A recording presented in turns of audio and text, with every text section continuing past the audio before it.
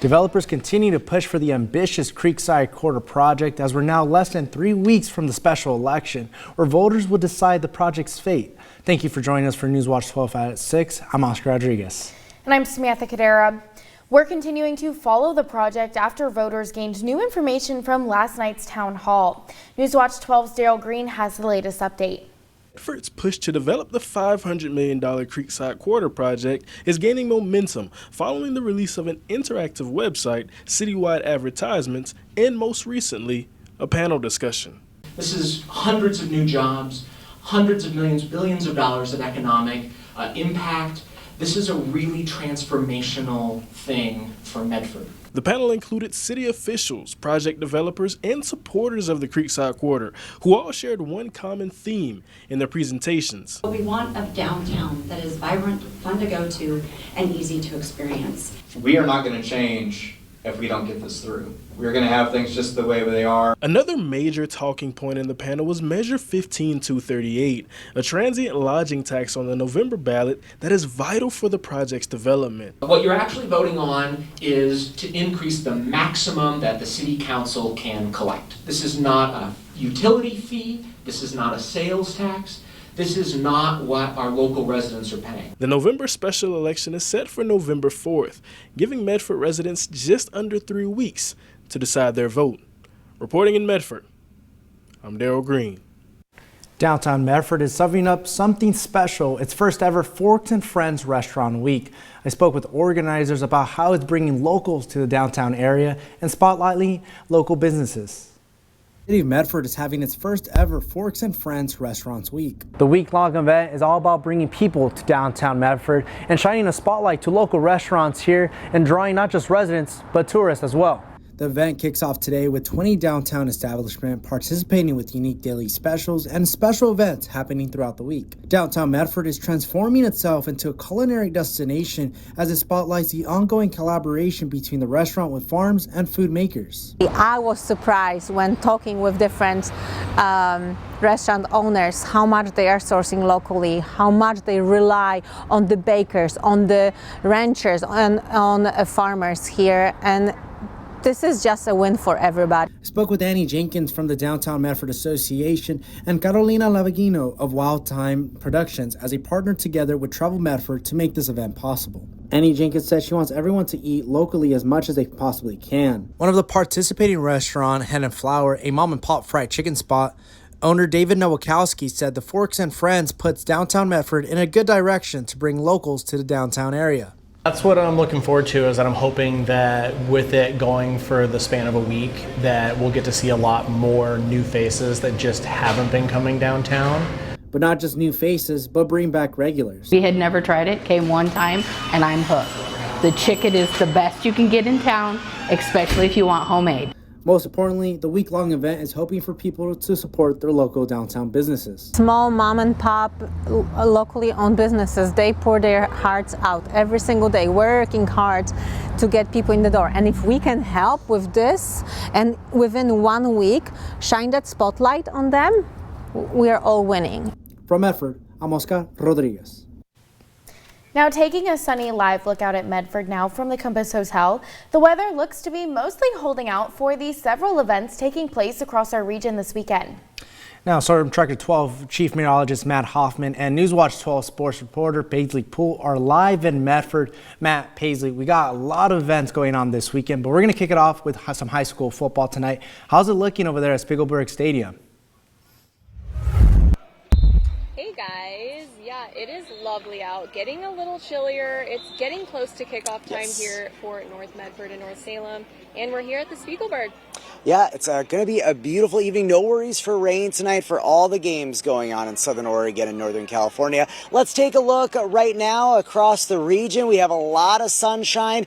As we approach sunset, though, we're starting to see things cooling back just a bit. Beautiful live shots, though, from Gold Beach, Mount Shasta as well. Very clear conditions. We're still holding on to 70 degrees in Medford, 66 in Montague. It's 63 in Klamath Falls. We've dipped into the 50s up in Chemult. and it's 67 degrees in Brookings. Winds have been breezy today along the coast, and that helped Brookings even get above 70 degrees, a little bit of the Chetco effect. Very light winds for most inland areas. These winds will go calm pretty quick tonight in the valleys, and then with clear conditions, expect a pretty chilly night for overnight lows. Let's take a look at your Friday football forecast. A kickoff here at North Medford at Spiegelberg. They're taking on North Salem, 64 degrees at kickoff. At North Eugene heading to Crater, it'll be about 64 degrees. Mazama's at home, temperatures in the 50s, mid 50s to start, including at Henley for the game against Ashland. And then along the coast, still a bit breezy for the game between Brookings Harbor and South Umpqua. Lakeview, it'll be getting chilly with those clear conditions, right around 54 degrees as the Honkers take on North Valley. And then Bonanza at Lost River, right around 56 degrees at kickoff. And then Rogue River at Illinois River, 64 degrees with fairly calm winds and clear conditions. Chilly tonight, down to the lower 40s in Medford and Grants Pass, down to 30 in Klamath Falls. We could see some low clouds develop in some of the valleys, but then tomorrow, another mostly sunny day. We're going to see warmer temperatures. If you like today, you're going to love tomorrow. It's going to be even warmer with above average high temperatures, but be cautious on the beaches tomorrow, especially through the morning. There is a beach hazard statement in place with a moderate risk for sneaker waves. So even warmer, mid 70s for highs tomorrow in Medford and Wairika, and getting up to around 70 in Klamath Falls. We'll take a look at the rest of the weekend's forecast coming up in a bit, but not only high school football, but we'll also have SOU at home this weekend, which will be very exciting. The weather looks beautiful for the game tomorrow. Yeah, and before we move on, I just want to highlight a player who earned some recognition statewide. He has just been killing it, and we've seen him play. He is a strong runner. It's St. Mary's running back Dom Hiratska. He showed off his physicality last weekend against Illinois Valley, and he racked up 279 yards on the ground.